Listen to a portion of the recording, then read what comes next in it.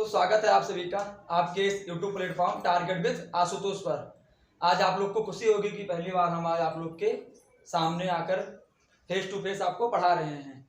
ठीक है, तो देखिए आज हम सबसे बेसिक सी जानकारी जो है छोटी सी कि हम आप पढ़ते हैं ग्रामर। क्या पढ़ते हैं? Grammar, GRAMMAR।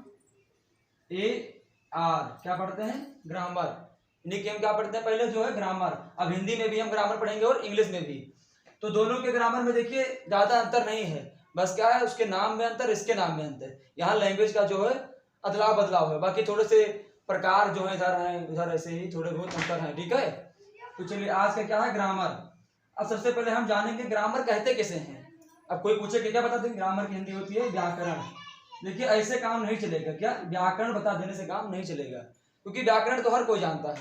इंग्लिश ग्रामर हो गया तो क्या होगा अंग्रेजी व्याकरण, हिंदी ग्रामर तो हिंदी व्याकरण। इस तरीके से काम नहीं चलेगा, हम लोग जानेंगे कि व्याकरण किसे कहते हैं। तो चलिए देखिए इसको हम इस बार मिटाने के बाद ऊपर लिख के आपको समझाएंगे। देखिए ग्रामर जो है पहले हेड डालेंगे ग्रामर GRAMMAR। अब ग्रामर में क्या होता है इससे डालेंगे।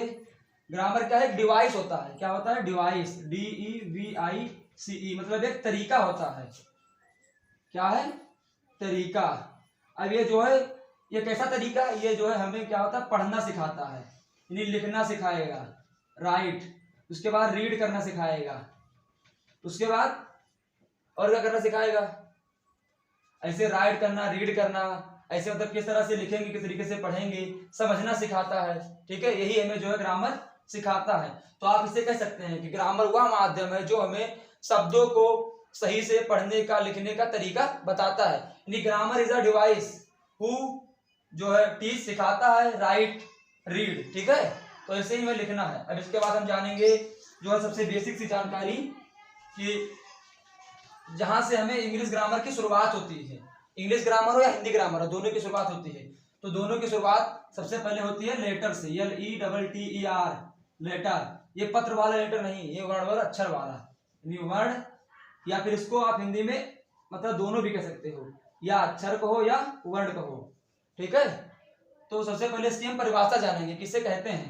तो इसकी परिभाषा होती है the smallest unit of any language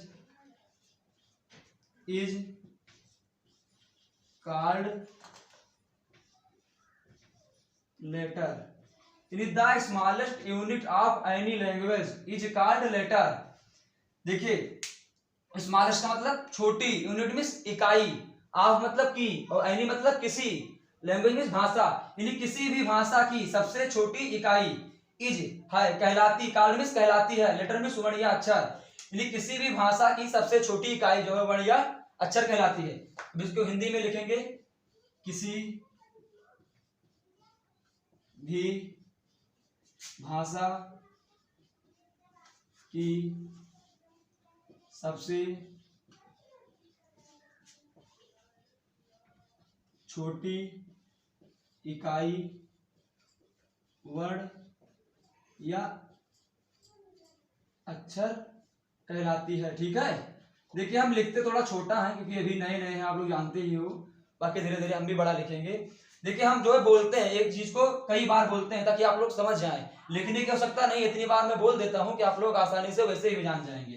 तो the smallest unit of any language is called letter, यानी किसी भी भाषा की सबसे छोटी इकाई को वर्ण या अक्षर कहते हैं। आप इंग्लिश जानेंगे तो हिंदी आप स्वयं ले सकते हैं। देखिए इससे आपको मीनिंग भी तैयार हुई। स्मॉलेस्ट का मतलब छोटी, यूनिट का मतलब इकाई होता है, एनी का मतलब किसी भी, लैंग्वेज का मतलब भाषा, कॉल्ड मीन्स कहलाती है, लेटर मीन्स वर्ण या अक्षर। तो ऐसे इंग्लिश याद कर लो तो हिंदी आप स्वयं ले सकते हैं। ठीक है, अब इसके बाद हम आपको बताएंगे इसके प्रकार। चलिए इसको हम रफ करते हैं, इसके बाद बताएंगे कि लेटर के प्रकार कैसे हैं। देखिए हम पढ़ते बहुत कुछ है लेकिन सब भूल जाते हैं क्योंकि हम एक सही तरीके से नहीं पढ़ते हैं, हम वही किताब से पढ़कर चले जाते हैं और उसके बाद जब कोई पूछता है तो वहां पर हम गलती कर देते हैं और सोचते हैं कि हम बहुत जानते हैं। तो देखिए जैसे लेटर के प्रकार, आप कैपिटल लेते हो, स्मॉल लिखते हो, लेकिन जानते नहीं हो क्या है, ये किसका प्रकार है। तो वही चीज आज आपको एक सरल तरीके से हम बताएंगे, एक आसानी से, जिससे आपको जिंदगी में कभी गलती नहीं होगी, आप हमेशा याद कर बैठेंगे इसे। तो देखिए लेटर, इसके जो प्रकार हैं तो इसके प्रकार को दो आधार पर बांटा गया है। पहला जो है राइटिंग के आधार पर, WRITING राइटिंग, और दूसरा है इसके प्रकार जो है वो स्टडी के आधार पर बांटा गया है। किसके आधार पर? स्टडी के आधार पर। देखिए ये चीज आपको किताब में कहीं नहीं मिलेगा, आप देख लीजिए कि प्रकाशन की मंगा के देख लीजिए, वहां पर आपको मिलेगा नहीं। तो राइटिंग का मतलब क्या होता है? सुलेख। राइटिंग का मतलब सुलेख, इन्हीं लिखावट जिसे कहते हैं। और स्टडी का मतलब होता है अध्ययन। इन्हीं जो है राइटिंग यानी सुलेख, इन्हीं लिखने के आधार पर लेटर दो प्रकार के होते हैं। कौन कौन से? अभी आपको आगे बताएंगे। और स्टडी यानी पढ़ने के आधार पर भी लेटर के दो प्रकार होते हैं। अब दोनों को आप देखिए, तो राइटिंग के आधार पर जो प्रकार हैं उसमें पहला है वावेल, सॉरी इसमें जो है लिखने के आधार पर कैपिटल इस्तेमाल होता है। लिखने के आधार पर है कैपिटल लेटर, कैपिटल लेटर, और दूसरा है स्मॉल लेटर। क्या है? कैपिटल लेटर और स्मॉल लेटर। और पढ़ने के आधार पर आपको क्या मिलेगा? वावेल, वावेल और कॉन्सोनेंट। ये पहला है, ये दूसरा है, ये इसका दूसरा भाग है, ये इसका पहला भाग है। देखिए हम जानते हैं, आपको कैपिटल भी पता है, स्मॉल भी पता है, वावेल भी पता है, कॉन्सोनेंट भी पता है, लेकिन अभी तक ये नहीं पता था कि ये किसके प्रकार हैं।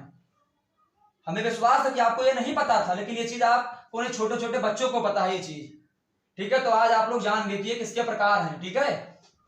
अब इसमें देखिए, अब जैसे कैपिटल लेटर तो आप जानते हो कि ABCD को ऐसे लिए कैपिटल लेटर होगा, ABCD ऐसे करके। स्मॉल लेटर में छोटा वाला ये ऐसे करके लिखना है, जिससे आप लोग पहले से ही परिचित हैं, बताने की आवश्यकता हमें नहीं है। इसके बाद वावेल, वावेल कितने होते हैं? 5 होते हैं। कॉन्सोनेंट कितने होते हैं?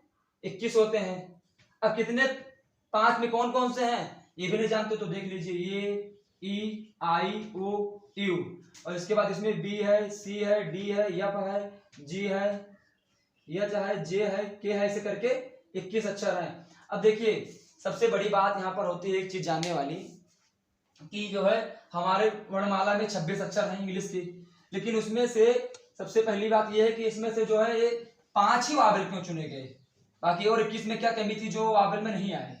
जैसे 5 तो वावेल आ गए, संख्या हमारे पास 26 थी, उसमें से ये 5 ही क्यों वावेल में आ गए, ये E-I-O-U, बाकी ये सब क्यों नहीं आया? क्योंकि ये क्या ये इंग्लिश के अक्षर नहीं है, लेकिन ये नहीं आए और ये आए, इसका एक कारण है। देखिए जब हम कभी ए का उच्चारण करेंगे तो इनका उच्चारण करते समय, ये का, ई का, आई का, ओ का, यू का, इनका उच्चारण करते समय हमें किसी भी अन्य वर्णों की सहायता नहीं लेनी पड़ती है। इन्हें आप एक स्वतंत्र रूप से, एक फ्रीली, तो कहते हैं फ्रीडम, मतलब एक निश्चित रूप से एकदम आप आसानी से इनका जो उच्चारण कर सकते हैं। जैसे ये ई, आई ऐसे करके बना देंगे, इसके बाद वो, उसके बाद यू, मतलब ये सब आसानी से बन गए ना एक ही अक्षर में। लेकिन अब तुम्हें बी बोलना है तो बी, यानी बी के साथ क्या आ गया? ई आ गया, सी, डी, उसके बाद एफ यानी ए एफ आ गया, जी यानी ई, यस बोलना है, ए यस यानी एस, एस यानी 2 अक्षर का हुआ ना। यस को बोलने के लिए ये के बिना आप बोल ही नहीं सकते, बी को बोलने के लिए आपको ई की आवश्यकता पड़ेगी, ठीक है। तो ऐसे ही, इसीलिए ये 5 जो है अलग चूज किए गए और ये 21 एक अलग कोष्टक में चूज किए गए, ठीक है। क्योंकि इसे हमें दिक्कत होती थी पहले, हम क्या होगा रट ले, किताब खोले, अध्यापक में बता दिए क्या भैया वावेल 5 होते हैं, कॉन्सोनेंट जो है 21 होते हैं, हम रट के चले आए। लेकिन अभी कोई पूछ लिया कि बता दो भैया वावेल ये 5 ही क्यों है, तो हम नहीं जानते, कॉन्सोनेंट 21 ही क्यों है, हम नहीं जानते, क्योंकि हम कभी ऐसा पढ़े ही नहीं, हमें किसी ने बताया ही नहीं, ठीक है। तो ऐसी गलती जो है नहीं करना है आज से। अब आप लोग को पता होगा कि जिन वर्णों का उच्चारण करते समय हमें किसी अन्य वर्णों की सहायता नहीं लेनी पड़ती है, उन्हें हम स्वर कहते हैं, यानी वावेल कहते हैं। और जिन वर्णों का उच्चारण करते समय हमें किसी अन्य वर्ण की कहो या फिर स्वर की, यानी जिन वर्णों का उच्चारण करते समय हमें स्वर की सहायता लेनी पड़े, उन वर्णों को हम कॉन्सोनेंट यानी व्यंजन कहते हैं, उनको कॉन्सोनेंट की श्रेणी में रखा गया है। तो इसीलिए टोटल हमारे पास अल्फाबेट जो है वो 26 होते हैं, उनमें से 5 अलग हैं, 21 अलग हैं, इन दोनों को मिलाकर जो है कॉन्सोनेंट हमारा बना है।